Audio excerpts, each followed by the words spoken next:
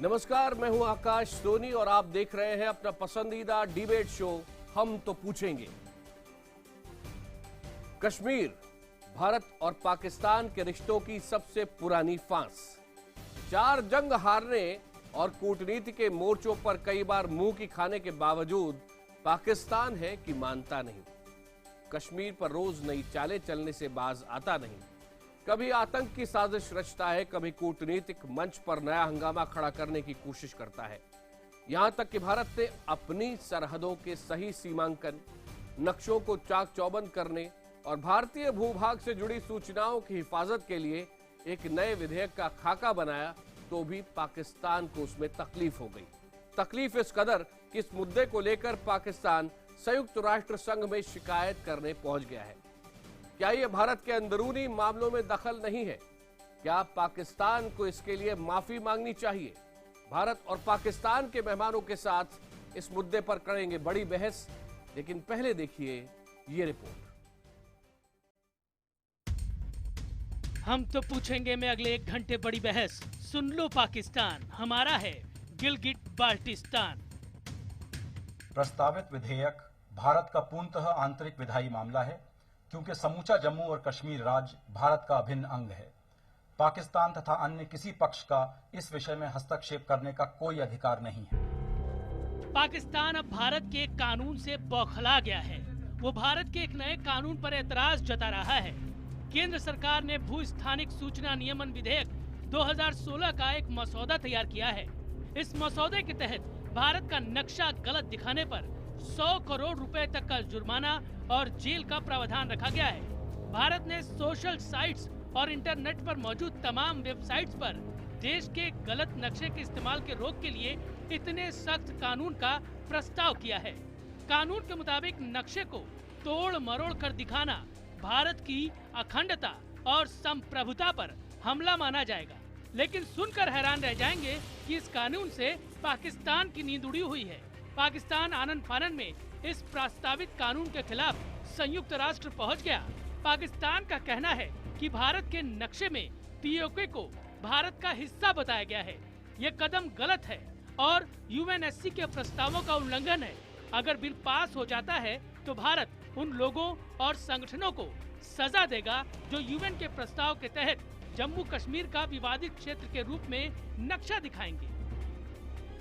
हमारे जो Indian citizens है और हमारे जो स्टेक होल्डर्स है, ये सब कमेंट्स देंगे, सजेशंस देंगे। सरकार उसको ध्यान में रखते हुए फिर वो ड्राफ्ट जो है बाद में प्रॉपर सरकारी बिल बन करके पार्लियामेंट जाएगा। पाकिस्तान कश्मीर के बारे में उनकी जो भूमिका, उनका रवैया रहा है, वो ऐसे रहेगा ना। हमको पीछे नहीं हटना चाहिए। पिछले कुछ दिनों से पाकिस्तान भारत के कई मसलों पर बौखलाया हुआ है। सोमवार को नवाज शरीफ के सलाहकार सरताज अजीज ने भारत के सुपरसोनिक इंटरसेप्टर मिसाइल पर अपनी चिंता जताते हुए इसे इलाके की ताकत को असंतुलित करने वाला बताया। मंगलवार को भी पाकिस्तान के लिए बुरी खबर इंटरपोल से आई। इंटरपोल ने जैश ए मोहम्मद के सरगना मसूद अजहर और उसके भाई रऊफ और हैंडलर काशिफ जान के खिलाफ रेड कॉर्नर नोटिस जारी किया है।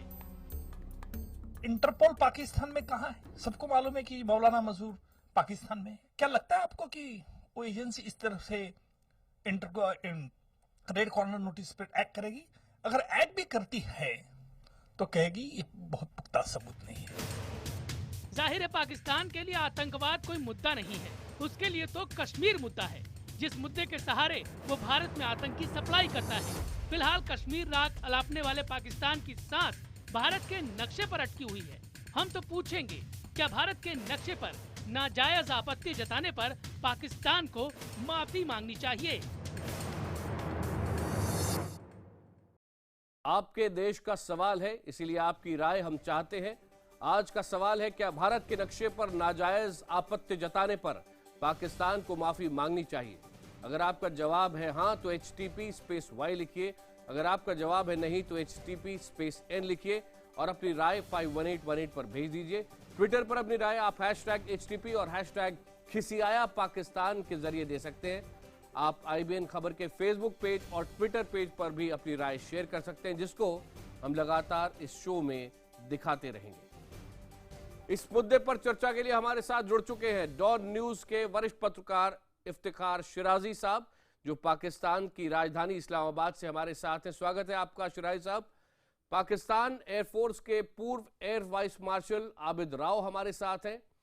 भारतीय पैनल में हमारे साथ जुड़ चुके हैं रक्षा विशेषज्ञ मेजर जनरल जीडी बख्शी, कूटनीतिक विशेषज्ञ सुशांत सरीन, राजनीतिक और अंतर्राष्ट्रीय मामलों के विश्लेषक सुशील पंडित, बीजेपी के प्रवक्ता प्रेम शुक्ला और कांग्रेस के प्रवक्ता और पूर्व राजनयिक मीम अफजल। सबसे पहले प्रेम शुक्ला जी आपके पास आ रहा हूं। देश हमारा, नक्शा हमारा, सीमा हमारी, तो फिर पाकिस्तान परेशान क्यों है? अनावश्यक है। पाकिस्तान की परेशानी भारत, संप्रभु भारत के आंतरिक मामलों में हस्तक्षेप करने वाली है। इंडिया इंडिपेंडेंस एक्ट के तहत जिस तरह से भारत एवं पाकिस्तान का विभाजन हुआ था और उसके तहत जो है जम्मू एवं कश्मीर भारत का में विलय पत्र पर हस्ताक्षर करने के साथ भारत का अंदरूनी अंग है, इसलिए संप्रभु भारत के मानचित्र में उसका होना ये तो एकदम स्वाभाविक प्रक्रिया है। अब उस पर जो है जिस तरह से कुछ लोग जो हैं मानचित्र में गलत तरीके से मानचित्र पेश करते थे, उस पर एक विधेयक का प्रारूप हमारे यहाँ प्रस्तावित है और विधेयक संसद में लाया जाना है जी। भारतीय संसद में क्या विधेयक लाया जाए, ये भारत के सांसदों का, भारत की जनता का, भारत के संविधान विशेषज्ञों का, उसमें उनकी राय हो सकती है। लेकिन पाकिस्तान इसको अनावश्यक संयुक्त राष्ट्र में इसलिए ले जा रहा है ताकि आतंकवाद पर को प्रायोजित करने की जो उसकी भूमिका रही है उस पर से लोगों की नजर हट सके। जिस तरह से अजहर मसूद के खिलाफ इंटरपोल ने रेड कॉर्नर नोटिस जारी की है, वो आतंकियों को प्रश्रय देने वाला, पालने वाला एक देश है।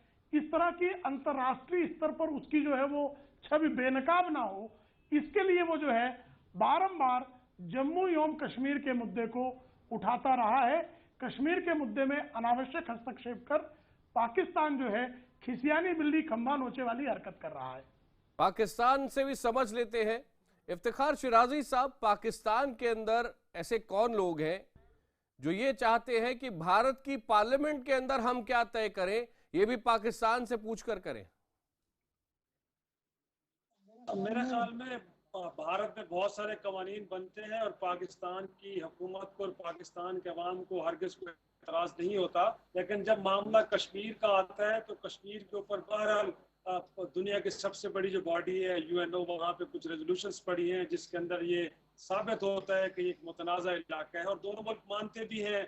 जब पाकिस्तान में आज़ाद कश्मीर में या गिलगित बल्तिस्तान में हम दियामीर भाषा डैम बनाने की बात करते हैं तो ये नहीं, दोनों देश कहां अग्री कर रहे हैं? दोनों देश कहां अग्री कर रहे हैं?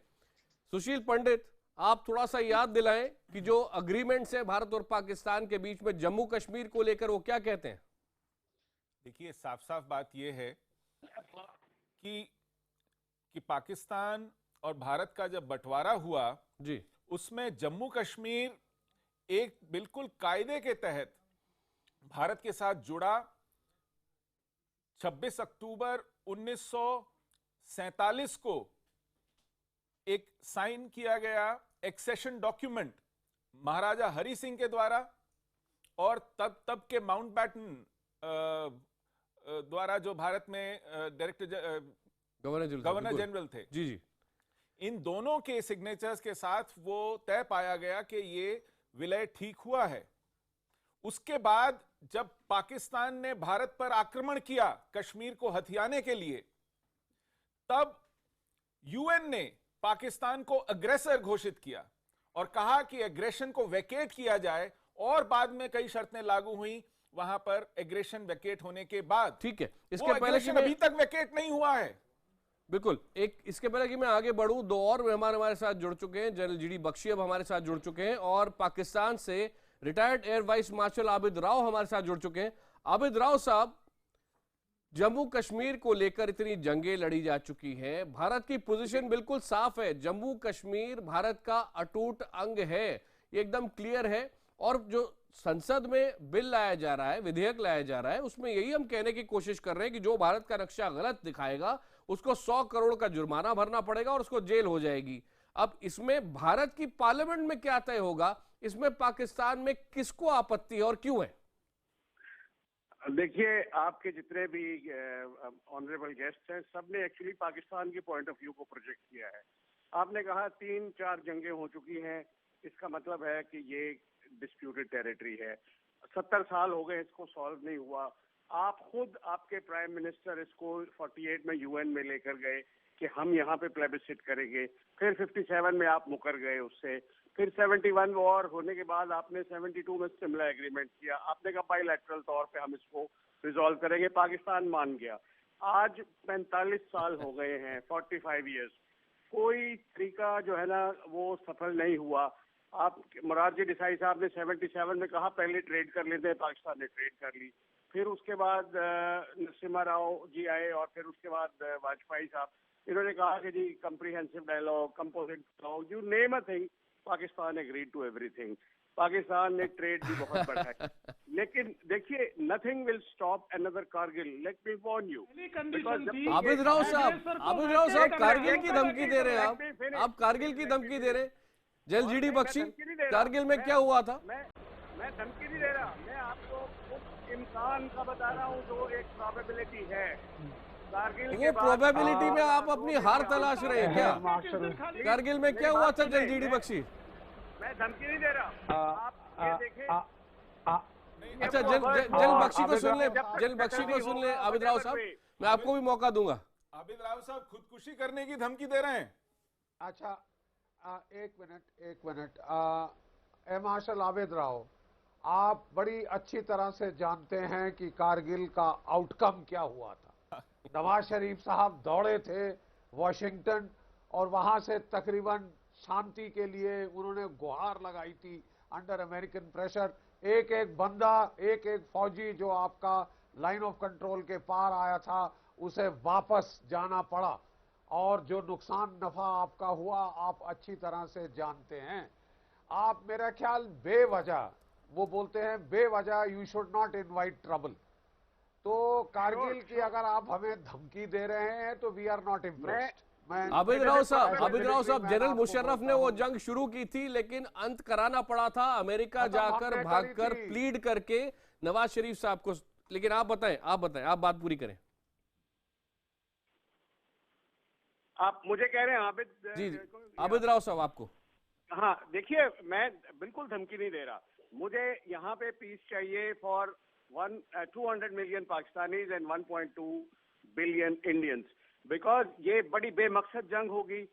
आपने बड़ी खूबसूरती से मुजाहिदीन को और टेररिस्ट को गड़बड़ कर दिया फॉर लास्ट 15 ईयर्स और आपकी कहानी सुन ली है दुनिया ने। लेकिन ये मामला खत्म नहीं हुआ। फौजी अभी भी दफन पड़े हैं यहाँ, आप लेके नहीं गए उनको। एग्रीड, लेकिन ये इसको दोबारा कभी ये रिपीट हो।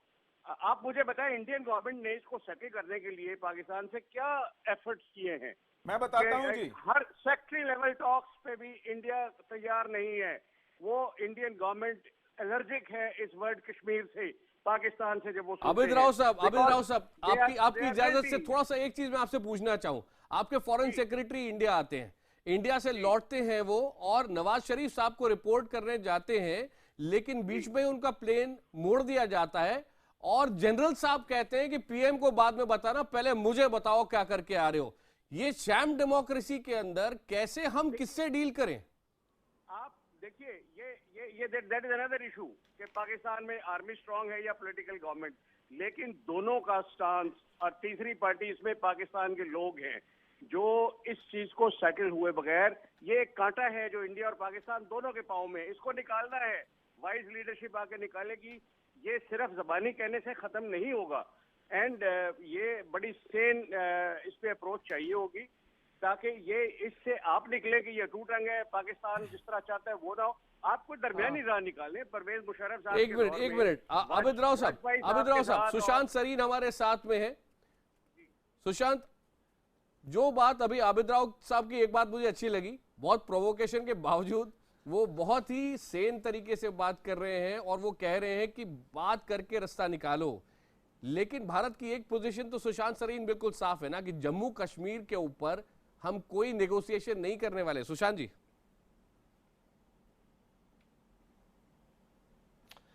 नहीं देखिए, इसमें हम बहुत सारी चीज़ों को जोड़ रहे हैं। पहली बात तो ये है जो एयर वाइस मार्शल साहब कह रहे हैं उसमें अगर 20 करोड़ पाकिस्तानी ये नहीं मानेंगे तो फिर मेरे ख्याल 1.25 करोड़ 120 करोड़ हिंदुस्तानी है वो भी इस बात पे अटल है कि कश्मीर जो है भारत का अभिन्न अंग है।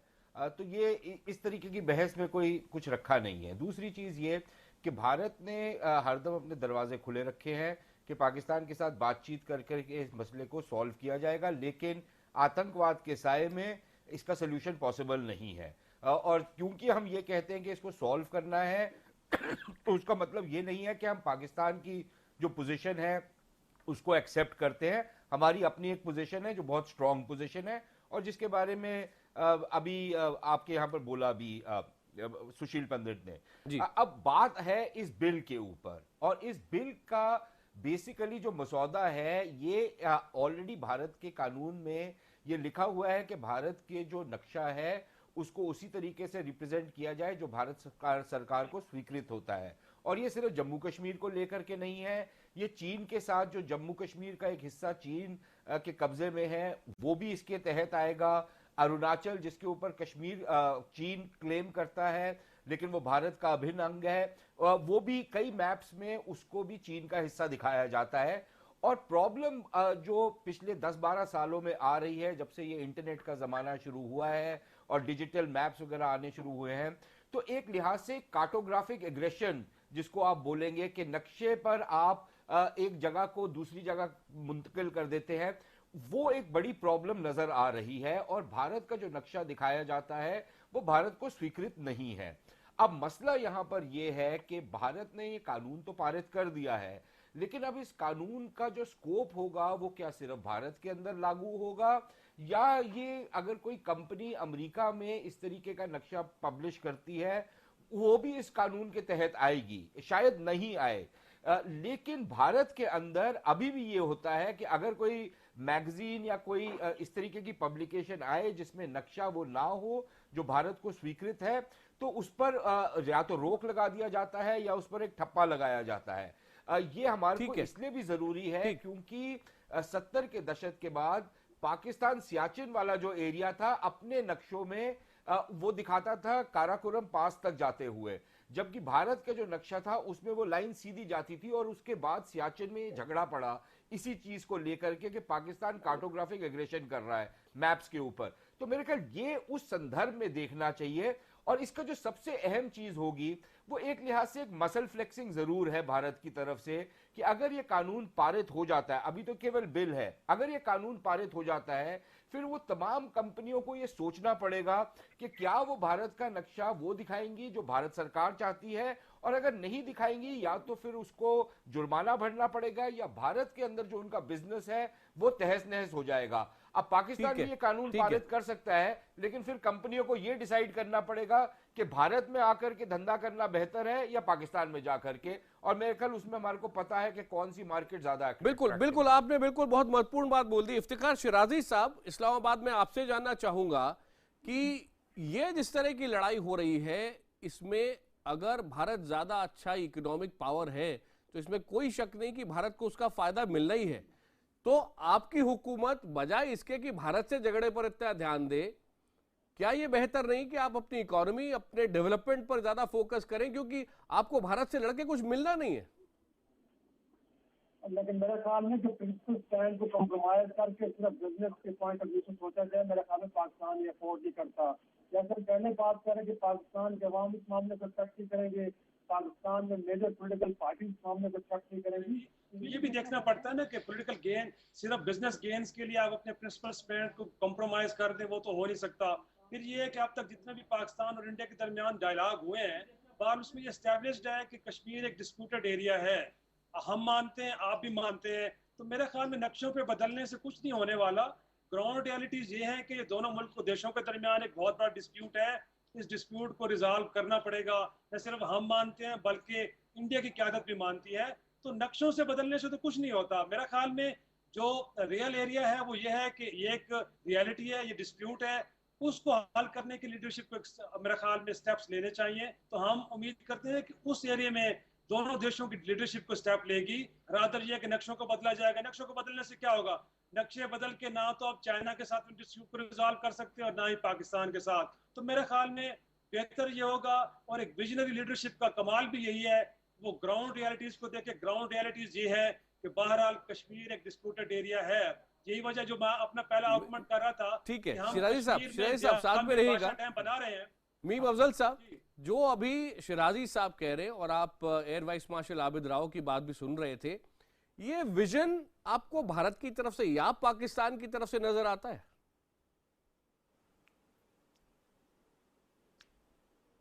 देखिए, सबसे पहले तो मैं कहूँगा कि सुशांत सरीन साहब ने बहुत सही ढंग से इसका एक्सप्लेनेशन दिया है। मेरा ख्याल है उससे ज़्यादा अच्छा एक्सप्लेनेशन हो नहीं सकता है। ये बिल है अभी और इसे पास नहीं किया गया है। जाहिर है इस पर पार्लियामेंट में बहस होगी और उसके बाद ही ये पास होगा। लेकिन पाकिस्तान का जो एहतजाज है वो मुझे लगता है एक डिप्लोमेटिक तरीका उनका है। वो हर चीज़ पर एहतजाज करते हैं, इसलिए कर रहे हैं। और हम अपना नक्शा कहीं भी कुछ दिखाते हैं। जाहिर है इससे पहले भी हमारे यहाँ अगर कोई नक्शे में गलत तरीके से कश्मीर को नहीं दिखाता था पाकिस्तान के हिस्से के तौर पर, उस कश्मीर को जिसे हम पाकिस्तान ऑक्युपाइड कश्मीर, जिसे हम मकबूजा कश्मीर कहते हैं, और वो हमारे एरिया के में जो कश्मीर है उसको मकबूजा कश्मीर कहते हैं, तो वो भी अपनी पोजीशन बताते हैं और हम भी अपनी पोजीशन बताते हैं। और हम उस पूरे हिस्से को अपना हिस्सा मानते हैं। और उसके बारे में अभी हमारे एक साथी ने पूरी तफसील बताई, उसकी हिस्ट्री बताई। तो इसमें कोई दो शक नहीं है कि आपने उस पर हमला किया और उसके बाद से वो एक डिस्प्यूट आपने बनाने की कोशिश की। आप यूएन चले गए, यूएन ने कुछ चीज़ें सामने रखी और कुछ शराइत रखी। आज तक पाकिस्तान ने उसको पूरा नहीं किया।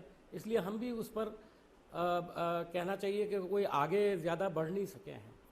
लेकिन और बिल्कुल मीर साहब, बात तो बहुत आगे बढ़ गई है, बात तो बहुत आगे बढ़ गई है। इसलिए मैं आबिद राव साहब, जी मैं लौटता हूं आपके पास में। आबिद राव साहब, आपसे ये पूछना चाहूंगा, आप इंटरनेशनल फोरम की बात करते हैं, आप यूरोपियन यूनियन चले जाएं, आप अमेरिका चले जाएं, आप किसी भी देश के पास चले जाएं, सिवाय आप चाइना को छोड़ दें, जिसका मुझे ऐसा चिंता है अगर मैं पाकिस्तानी होता तो आज की तारीख में बहुत मुझे ये चिंता होती कि किस तरह पाकिस्तान एक कॉलोनी बनता जा रहा है लिटरली चाइना की। और अब इंटरपोल ने, एक और इंटरनेशनल बॉडी ने, मसूद अजहर, उसके भाई रऊफ और हैंडलर काशिफ जान के खिलाफ रेड कॉर्नर नोटिस जारी किया है। ये सब चीजें क्या ये नहीं दिखाती हैं कि पाकिस्तान इंटरनेशनल फोरम पर बैकफुट में है और ये जरूरी है कि भारत और पाकिस्तान मिलकर आगे बढ़े? क्या इसका रियलाइजेशन है पाकिस्तान के एस्टेब्लिशमेंट में? देखिए, ये सब मुमकिन, अब आप हो सकता है सही बात कह रहे हो और ये आपका पॉइंट ऑफ व्यू है, आप कह सकते हैं। सवाल ये है कि एक आप लोग इस पे एक डिनाइल की स्टेट में है। कश्मीर पे जब बात आती है, आपका हर आने वाली गवर्नमेंट पहले ये कहती है कि डी है, टू टंग है। फिर उसके बाद जब जंग होती है फिर कहते नहीं, इसको बैठ के रिजॉल्व करेंगे। ये आपने 65 में भी देखा, ताशकंद डिक्लेरेशन में ये हुआ, शिमला एग्रीमेंट में ये हुआ। लेकिन आप मुझे बताएं, मैंने पाकिस्तान की गवर्नमेंट के 10 आपको स्टेप्स बताए हैं। गवर्नमेंट ऑफ इंडिया ने हर लेवल पे टॉक्स को स्टॉल किया है। एक फॉर्चुनेटली हम मनमोहन सिंह साहब के आखिरी टाइम में एक फायदे के पास पहुंचे थे। परवेज मुशर्रफ साहब ने, वो दोनों पार्टियों ने एक्नॉलेज किया, लेकिन वो फिर आगे नहीं चला। ऐसा कोई एग्रीमेंट जिसमें कोई कश्मीर को आज़ादी की बात की जाए, उन लोगों को राइट्स दिए जाएं, पाकिस्तान ना उस पे जंग करने के उस पे है। आज की तारीख में अगर आप दिल पे हाथ रख के बोलें और डेवलपमेंट कंपेयर करें, जिसको आप आजाद कश्मीर कहते हैं, जो आपके कब्जे में हम ये कहते हैं, और अगर भारतीय कश्मीर में चेक कर लिया जाए, आपको लगता है कोई कंपैरिजन है? अब मान लिया आपने बहुत अच्छा काम किया है, फिर तो आपको बिल्कुल नहीं डरना चाहिए कि प्लेबिसिट करें उनके लोगों को। Let them vote for India, that is acceptable to Pakistan. They are voting for India. You let them vote for India. They are voting for India, sir. Every 6 years. हर चुनाव में क्या होता है? एक minute, general GD Bakshi wants to make a point. Controlled democracy is not acceptable to Pakistan. देखिए साहब, देखिए, can I please Air Marshal Abid Rao kindly permit me? देखिए, मैं कहना चाहता हूं कि बात बड़ी सीधी है। भारत स्टेटस को चाहता है, एक स्टेटस को मुल्क है, और 1947 से लेकर पाकिस्तान की कोशिश रही है कि जैसे तैसे कश्मीर को हथिया लिया जाए, उसको छीन लिया जाए बाय मिलिट्री फोर्स। आप 4 बार कोशिश कर चुके हैं। एक मिनट, 4 बार आप लेट मी फिनिश, मैं आपकी सुन लूंगा Abid Rao sahab, I will listen to you. What I am saying is कि देखिए 4 बार ही आपने जंग के जरिए कोशिश करी कि आप कश्मीर छीन लें, आपको मुंह तोड़ जवाब मिला, आपको अपनी जान बचाकर वापस जाना पड़ा, पीछे हटना पड़ा। उसके बाद आपने एसिमेट्रिक वॉरफेयर का तरीका इस्तेमाल किया, जो भी नाकामयाब रहा है। अब आप सोच रहे हैं कि आप जो है, दुनिया थक चुकी है आपके कश्मीर की रट से।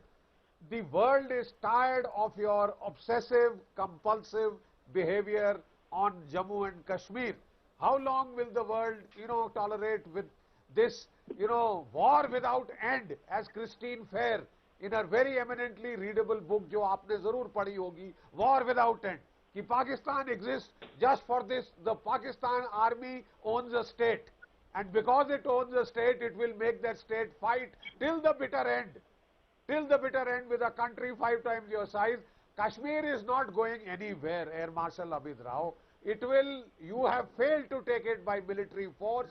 You will not get it by any other means. आपको नहीं मिल सकता. The earlier you accept this fact, the better it will be for both the nations. Abid Rao साहब, Kashmir, जवाब come देना and get चाहेंगे? it. देखिए साहब यही बात आप अपनी लीडरशिप से भी कहें कि स्टेटमेंट देना, ये स्टेटमेंट क्यों नहीं देती आपकी लीडरशिप? चाहिए इस वक्त मोदी जी को कहें कि जी कश्मीर नहीं देंगे और कश्मीर डिस्प्यूट नहीं है। प्रॉब्लम तो ये है कि वहाँ की लीडरशिप भी कोई क्लैरिटी के साथ पॉलिसी नहीं अपना रही ना। सबसे बड़ा इशू तो ये है, आप जब टेबल पे बैठते हैं तो आप कहते हैं इट्स अ डिस्प्यूटेड एरिया। एक मिनट शिराजी साहब अगर 2 मिनट होती है, शिराजी साहब डिस्प्यूटेड एरिया है। शिराजी साहब कृपया समझिए स्थिति को। Dispute is POK. शिराजी साहब, भारत की संसद में भारत की नहीं, शिराजी साहब आप बहरे होकर सुन रहे हैं ना? अच्छा शिराजी साहब सुनिएगा, अभी प्रेम शुक्ला बोल रहे हैं, बीजेपी के प्रवक्ता, बीजेपी कंपोजिट डायलॉग किस चक्कर में किया आपने? कंपोजिट डायलॉग क्यों किए? पाकिस्तान वापस लेने के लिए जरा सुन लें, मोदी साहब क्यों कहते हैं? जरा सुन लें, जरा सुन तो लीजिए। भारत की संसद में सर्वसम्मति से ये पारित हो चुका है कि जम्मू एवं कश्मीर भारत का अखंड अंग है, क्योंकि आप आक्रांता है ना। संयुक्त राष्ट्र में जो स्थिति है उसमें आप आक्रांता हैं, और ऐसे आक्रांता हैं और इतने बेईमान हैं कि जिसको आप डिस्प्यूटेड एरिया कह रहे हैं, जिसको आप कह रहे हैं डिस्प्यूटेड एरिया, उसका एक हिस्सा आप चीन को दे आते हैं। तो ये आपकी तरफ से जो है छल है, आपकी तरफ से चीटिंग है। और प्लेबिसाइट की बात करते हैं, लेकिन पीओके में जिस तरह से आपने वहां पर जनसांख्यिकी की स्थिति बदली है, उसके अपराधी कौन है? तो इस पूरे विवाद को विवाद बनाने वाले आप हैं, हमलावर आप हैं। पाकिस्तान नहीं, प्लेबिस आप पहले विड्रॉ कर लेना आप वहां की प्लेबिसाइट का कंडीशन नंबर 1 है कि आप अपनी जो आप जो है 1947 वाली स्थिति बनाएंगे, जब भारत के विलय पत्र पर हस्ताक्षर जम्मू एवं कश्मीर की रियासत के राजा हरि सिंह ने किया था। उस स्थिति में आप पीओके को कर दीजिए। किस दिन कर रहे हैं आप? आपके पाकिस्तान में किसी भी नेता में ये मुद्दा है कि इस बात को स्वीकारे? पार्टीशन के वक्त हिंदुस्तान की कई रियासतों ने इंडिपेंडेंट रहना चाहा है। नहीं सुन तो लीजिए। इंडिया रियलिटीज को मानना आप ही के कायदे आजम कुछ रियलिटीज नहीं, रियलिटीज तो सुनिए ना। हकीकत सुनने का भी जरा आप मुद्दा रखिए। हकीकत सुनिए तो सही, सुनने को तैयार ही नहीं है। सुनिए तो सही। इंडिया की बहुत सारी रियासतों ने इंडिपेंडेंट रहना चाहे, कोई ऑप्शन नहीं लेने दिया गया। आप ही के कायदे आजम मोहम्मद अली जिन्ना ने यह स्वीकार किया था कि रियासत के राजा जिस स्टेट के साथ वो विलय पत्र पर हस्ताक्षर करेंगे वो उस राज्य का हिस्सा होगा। जो पाकिस्तान के साथ जाएगा वो पाकिस्तान का हिस्सा होगा, जो हिंदुस्तान के साथ आएगा वो हिंदुस्तान का हिस्सा होगा। हैदराबाद ने हमारे साथ जो है विलय पत्र साइन किया, जूनागढ़ ने हमारे साथ विलय पत्र साइन किया, भोपाल ने हमारे साथ विलय पत्र साइन किया, जम्मू एवं कश्मीर ने हमारे साथ विलय पत्र साइन किया। अगर जबरन किसी ने किसी स्टेट को अटैच किया तो बलूचिस्तान आपने कब्जा कर रखा है। इंडिया इंडिपेंडेंस एक्ट के परव्यू से बाहर निकलकर बलूचिस्तान आपने कब्जा कर लिया, अटैच कर लिया। जम्मू एवं कश्मीर में आप हमलावर हैं, और हमलावर जो है वो ये कहता है कि विवादास्पद स्थिति है, विवाद पैदा करके आप चीन के साथ जो है उसका एक हिस्सा दे आते हैं। तो जम्मू एवं कश्मीर के मामले में ठीक है। अच्छा प्रेम शुक्ला जी, अच्छा अब जवाब भी सुन ले। शिराजी साहब आप बोले। बंगाल भी आजादी के साथ पाकिस्तान के साथ आया था, बांग्लादेश भी पाकिस्तान के साथ आजादी के साथ आया था, लेकिन बांग्लादेश में आपने क्या खेल खेला? नुक्ती बानी आपकी किया, हरकतों से चला गया जब आपने नरसंहार किया, आपका क्या आपने निर्दोषों का नरसंहार किया और वो आजाद हुआ। जाके आज अवार्ड वसूल कर रहे हैं यार। आपने वहाँ नरसंहार किया, आपने वहाँ डेमोक्रेटिकली इलेक्टेड गवर्नमेंट को स्वीकार नहीं किया, ये आपका अपराध है। कल बलूचिस्तान भाग खड़ा होगा इसी तरह, आप जिस तरह 50,000 लोगों का नरसंहार कर चुके हैं, कल बलूचिस्तान भी भाग खड़ा होगा। एक मिनट, आप फौज के बूते, बंदूक के बूते कब तक पाकिस्तान को एक रखेंगे? भाई अगर आप कश्मीरी फ्री विल के साथ इंडिया के साथ खड़े हैं तो प्लेबिसाइड करवा लीजिए ना, क्यों डर रहे हैं आप? मैं कह रहा हूं प्लेबिसाइड कराइए ना, पहले शिराजी साहब फिर आपको डीमिलिटराइज करना पड़ेगा, पूरी फौज हटानी पड़ेगी आजाद कश्मीर, इसको आप बोलते हैं वहां से। कब कर रहे हैं आप बताइए ना। और साथ ही साथ अभी जो है वही नहीं संभल रहा है। इम्पार्शियल होकर एनालिसिस करना चाहिए। नो शिराजी साहब, सिचुएशन का बड़ा इम्पार्शियल होकर एनालिसिस करना चाहिए। अली गिलानी क्यों नजर बंद पड़े हुए हैं? कश्मीर के कितने लीडर्स को। एक मिनट सुशांत सरीन, मैं आपके पास आ रहा हूँ, आप दोनों को थोड़ा सा रोक रहा हूँ। सुशील पंडित जी की बात सुन ले, फिर मैं सुशांत जी के पास आ रहा हूँ, मन मन मुस्कुरा रहे अभी।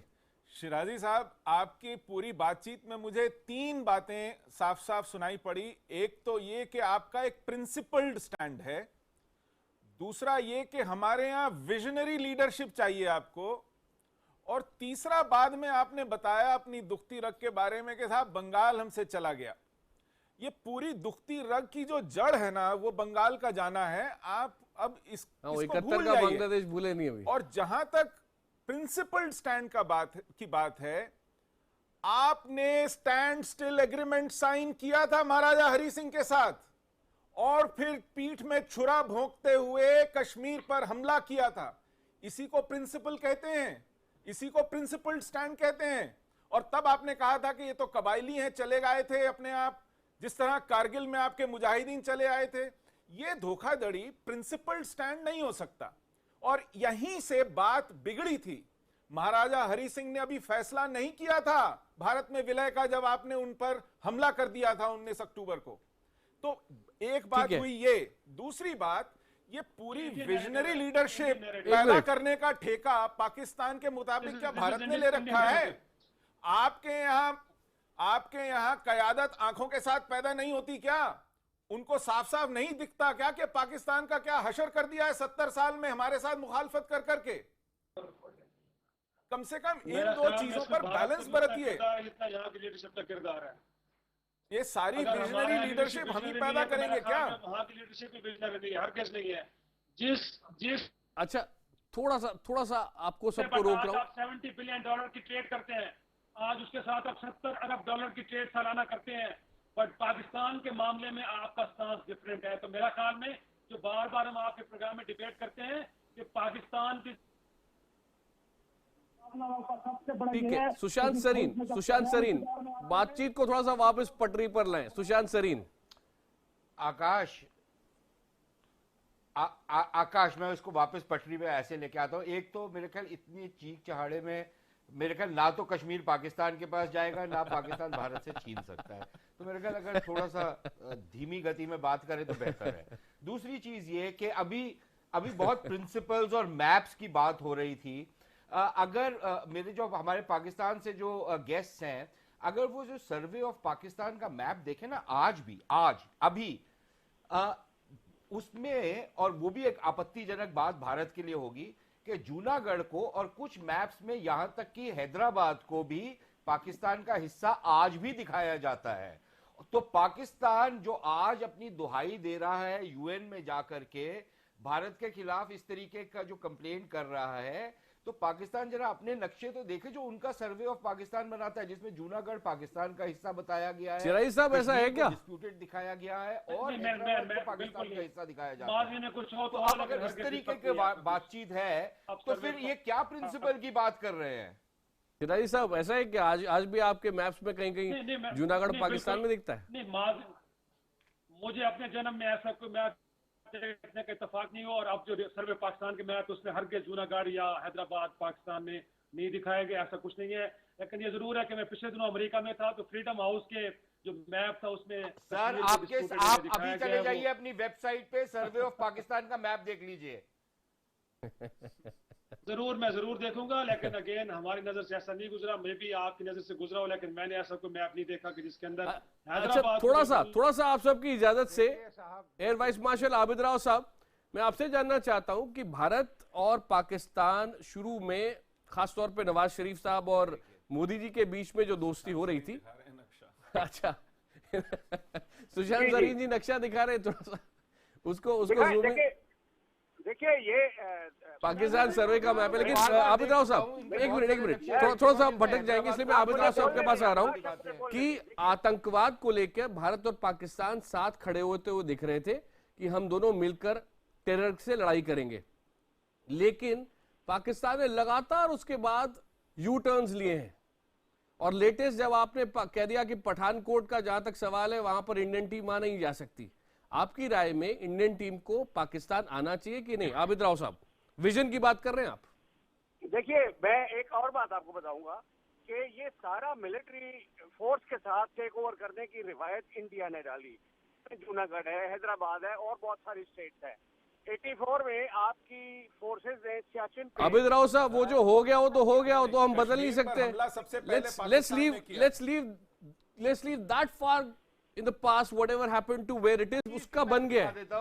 हमारे रिलेशन 60s, 70s, 80s के मैप दिखा देता हूँ आपको। मैं आपको सिर्फ ये बता रहा हूँ, आप बहुत शौक से कह रहे हैं कि जी 4 दफा पाकिस्तान ने ट्राई की। There is a 5th time, there is a 6th time and there is a 10th time. ये जब तक रिजॉल्व नहीं होगा ये मामला नहीं चलेगा। और ये पठानकोट हुआ, मुंबई इंसिडेंट हुआ, या ये समझौता एक्सप्रेस को जला दिया गया, बेगुनाह लोग मार दिए गए। राव साहब मैंने सीधा सवाल पूछा, आपने विजन की बात की, अगर प्लीज उसके ऊपर आ सके आप, आपने विजन की बात की, क्या इंडिया और पाकिस्तान टेरर पे साथ लड़ सकते हैं, टेरर के खिलाफ? लेवल टॉक्स 14 जनवरी को होनी थी, आज 17 मई हो गया है, 4 महीने। साहब आपके पास भी आ रहा हूँ, लेकिन पहले जेल बख्शी राव साहब, जेल बख्शी को सुन लीजिए जी। इंडियन गवर्नमेंट को इनिशिएटिव लेना है। Air marshal Rao, with your permission can I please? हाँ, देखिए साहब, आकाश, मैं कहना चाहता हूं कि जहां तक भारत का सवाल है, we have no dispute over Kashmir except for POK. The only area under dispute is POK. That rightly belongs to us. Pakistan कहता है कि पूरी, प्लीज सुन लीजिए, उसके बाद आई विल हेयर यू। देखिए, ऐसा है आबिद राव साहब, आप कहते हैं पाकिस्तान कश्मीर डिस्प्यूटेड टेरिटरी है पाकिस्तान की तरफ से। आप फिर चीन को किस तरह सड़कें डिस्प्यूटेड एरिया में बनाने दे रहे हैं?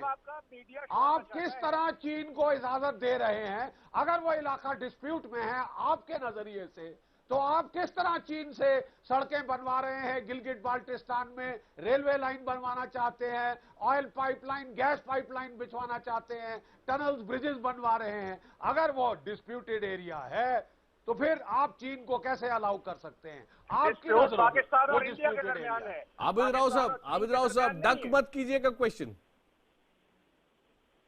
देखिए, डिस्प्यूट पाकिस्तान और इंडिया के दरमियान है, उसकी डेवलपमेंट के लिए हम क्या तो करें वो पाकिस्तान का इख्तियार है। अरे डिस्प्यूटेड एरिया के बारे में आप अकेले कैसे डिसाइड करेंगे? डिस्प्यूटेड एरिया की बात आप कर रहे हैं, फिर आप कह रहे हैं कि साहब हम नक्शे क्यों बदल रहे हैं? आप तो जमीन बदली कर रहे हैं। तो आप पाकिस्तान, अरे आबिद राव साहब, आप तो that's a very principled stand actually. It's very flexible. नक्शे की बात कर रहे हैं। नहीं तो नक्शा भी कुछ चीज डिपिक्ट करता है।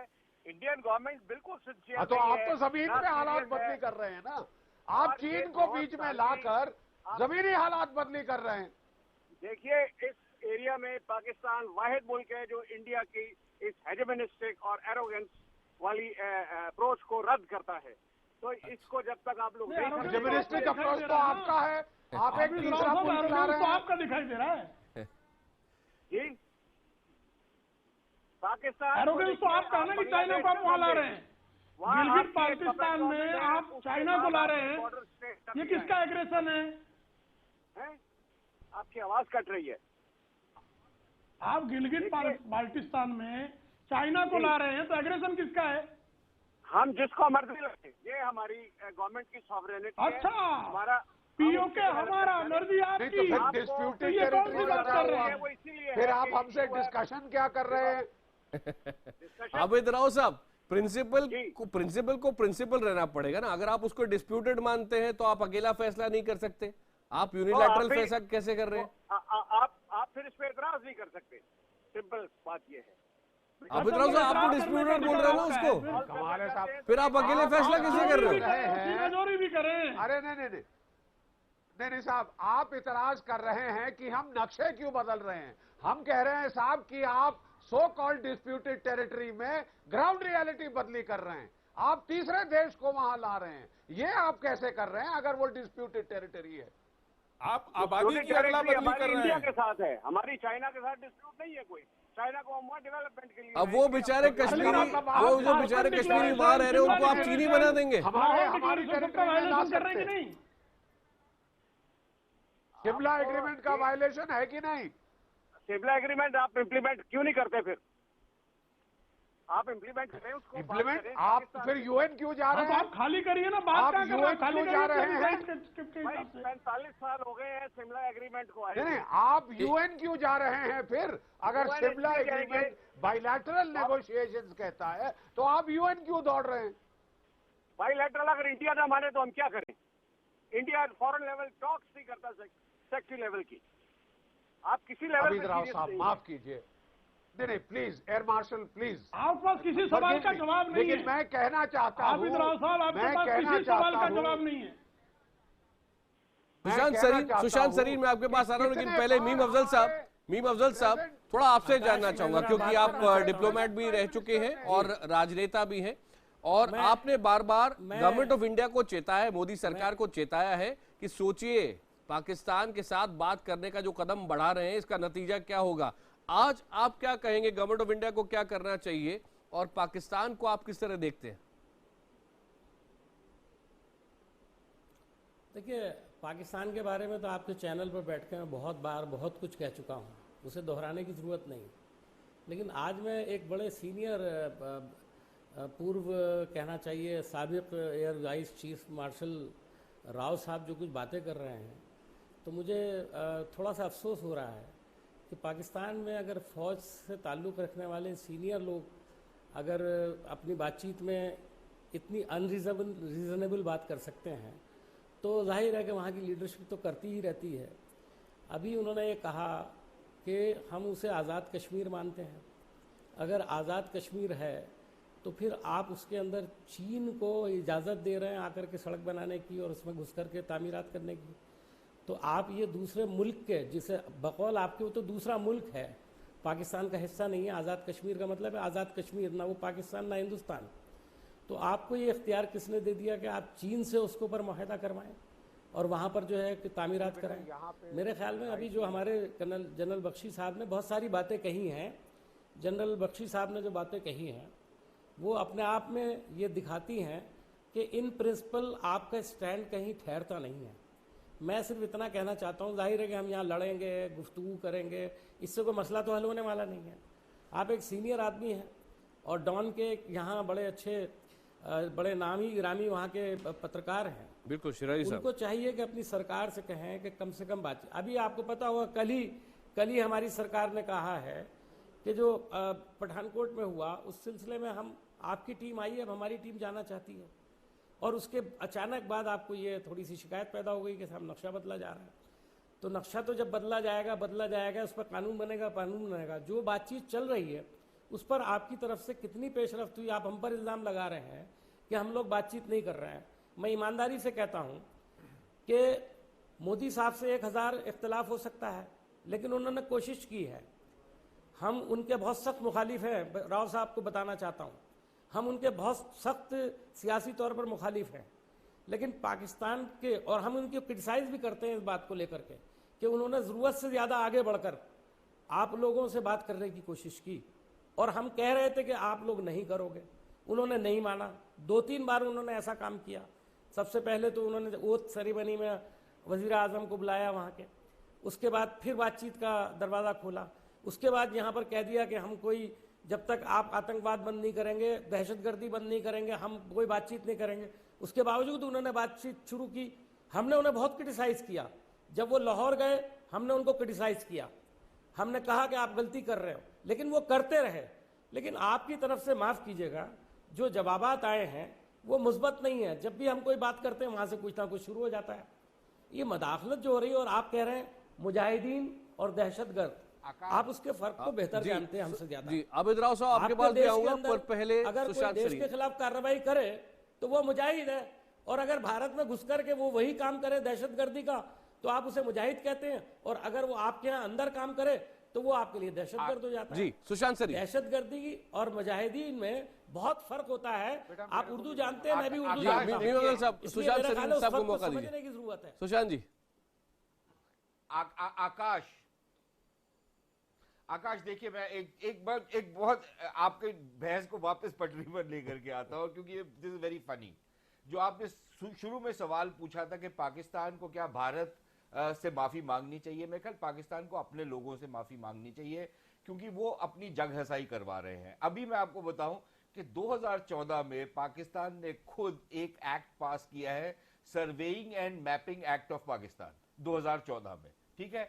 वो काफी उसके जो नुक्ते हैं वो वैसे ही हैं जैसा ये जियोस्पेशियल एक्ट के नुक्ते हैं, तो उसमें कोई फर्क नहीं है। अच्छा, उसके में भी पेनल्टीज दी गई हैं। अब हमारे एक्ट बिकॉज आज में 100 करोड़ की पेनल्टी है, उनके एक्ट में वो पेनल्टी डिफाइंड नहीं है। तो ये किस बात को लेकर के यूएन के पास गए हैं, क्योंकि उस एक्ट में भी वही सारी चीजें हैं जो इस एक्ट में आएंगी। शायद कुछ नुक्तों में फर्क हो या कुछ क्लॉजेज में फर्क हो, तो मेरे ख्याल अपना ही जगहसाई करवा रहे हैं, और खुद इनको इंफॉर्मेशन नहीं है कि इनके अपने देश के अंदर कौन कौन से एक्ट पारित हो चुके हैं। तो अब इससे ज्यादा हंसने की क्या बात हो सकती है। और यहां पर अपने घर में कुछ हो रहा है लेकिन पड़ोसी के घर में ढिंडोरा पीट रहे हैं, उसका क्या फायदा है, मेरे को समझ नहीं आ रही इस बात की। तो ये ऑब्वियसली, जैसे जनरल साहब कह रहे थे कि तमाशा बना रहे हैं अपना दुनिया भर में, वो बना रहे हैं, बनाने दीजिए, हम लोग क्यों अपना टाइम वेस्ट कर रहे हैं इसके ऊपर। बाकी जो कंपनियां आएंगी वो 100 करोड़ नहीं होगा, 10 करोड़ होगा, 1 करोड़ होगा, काफी है उसमें किसी को आप पीनलाइज करने के लिए। बात खत्म हो गई। आबिद राव साहब जवाब देना चाहेंगे? देखिए, जवाब इसका ये मीडिया पे हम तो डिसाइड नहीं कर सकते, लेकिन द फैक्ट इज कि अगर आप सीरियसली और सिंसियरली देखें अपने इनवर्ड्स, यू विल फाइंड के सेक्रेटरी लेवल तक की टॉक्स आप ही गवर्नमेंट ने फेल की। नहीं सर, स्पेसिफिक बात पे बोलिए ना, जो सुशांत सरीन कह रहे थे। आप ये लॉ पास कर चुके हैं पाकिस्तान में, और आप कह रहे इंडिया ऐसा लॉ पास ना करे। देखिए, बात वही आ जाती है, ये दोनों ममालिक ईगो में फंसे हुए अपनी अपनी। हर आपकी आने वाली गवर्नमेंट कहती है टू टंग है हमारा कश्मीर, इससे बात नहीं करेंगे। सर इसमें ईगो कहाँ है सर? फैक्ट ये ईगो है, हो रही है सर, प्रिंसिपल्ड ईगो है। द फैक्ट के शिमला एग्रीमेंट के बाद आप मुझे बता दीजिए क्या एफर्ट। ये ईगो नहीं है, पोजीशन है राव साहब। पाकिस्तान ने हर बात मानी है इंडिया की कि जी आप ट्रेड कर लें, आप कंपोजिट डायलॉग करें, उसका नाम बदल के अब कॉम्प्रिहेंसिव कर दिया है। द फैक्ट इज के 14 जनवरी की जो टॉक स्टॉल हुई है वो क्यों हुई है? उससे पहले अब 2 साल हो गए मोदी साहब को आए हुए। 25 अगस्त 2014 में ये टॉक सस्पेंड हुई। 14 जनवरी की टॉक्स पठानकोट के घर पे हुई थी जी। नहीं, देखिए, ये जरूरी नहीं है। क्या ये 140 करोड़ आदमियों का मुस्तकबिल एक आध ऐसे अटैक में है जो जरूरी नहीं पाकिस्तान ने करवाया हो, जरूरी नहीं इंडिया का होम ग्राउंड टेरर काफी है ऐसी हरकतें करने के लिए। आप गुड टेररिस्ट के टेस्ट से बाहर निकले। Pakistan can not stall these talks. We cannot afford lack of peace. So should India. India अपनी ताकत के उस पे wants to dictate. That is not possible. आप बांग्लादेश के साथ एक मिनट ये हसीना वाजेद belongs to BJP। मेरे ख्याल से इसका क्लोजर सुशांत सरीन ही कर सकते हैं। सुशांत सरीन कर रहे हैं आप यहाँ? सुशांत सरीन, आखिरी 30 सेकेंड, इंडिया पाकिस्तान अब जा कहाँ रहे हैं?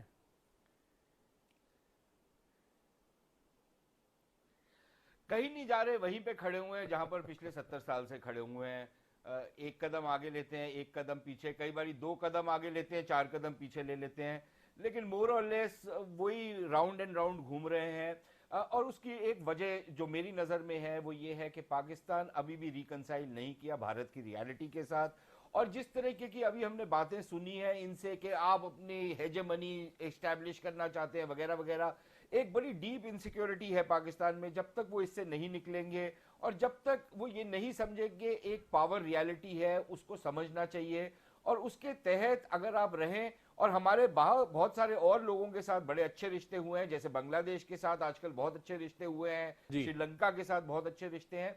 तो मैं कहता पाकिस्तान के साथ भी अगर अच्छे रिश्ते हो सकते हैं, उसमें कोई कबाहत नहीं है, लेकिन उसके लिए पाकिस्तान को एक सेंस ऑफ रियलिज्म लेके आना पड़ेगा, जो शायद मुझे नहीं लगता कि मेरे जीवन काल में आएगा। मेरे ख्याल से बहुत सारे लोग भारत पे और पाकिस्तान में बड़े दुख के साथ इस बात को सोचते होंगे, जो आखिरी सेंटेंस आपने बोला कि इस जन्म में तो मुझे नहीं लगता कि जो मैं चाहता हूं कि भारत और पाकिस्तान मुद्दों पर साथ आ सके, अपने लोगों के लिए कुछ करें। मेहमानों के लिए सभी को बहुत बहुत धन्यवाद, खासतौर पे शिराजी साहब और air vice marshal Abid Rao साहब का जो पाकिस्तान से हमारे साथ जुड़े, प्रेम शुक्ला जी, मेफजल साहब, जल बख्शी और सुशांत सरीन और मेरे साथ यहाँ सुशील पंडित जी, आप सबका धन्यवाद। वक्त हो चुका है हमारे दर्शकों की राय दिखाने का। आज का सवाल था कि क्या भारत के नक्शे पर नाजायज आपत्ति जताने पर पाकिस्तान को माफी मांगनी चाहिए। बहुत सारे मैसेजेस आज आए हैं, 97%, बहुत क्लियर मैसेज है। 97% दर्शक कह रहे हैं हाँ, सिर्फ 3% दर्शक कह रहे हैं नहीं। ट्विटर पर भी यही सवाल हमने पूछा था, 96% कह रहे हैं हाँ, 4% कह रहे हैं नहीं। यानी कि भारत के लोगों को सख्त एतराज है कि पाकिस्तान इस तरह की नाजायज आपत्ति जता रहा है और कहते हैं कि पाकिस्तान को माफी मांगनी चाहिए। हम तो पूछेंगे, मैं आज इतना ही।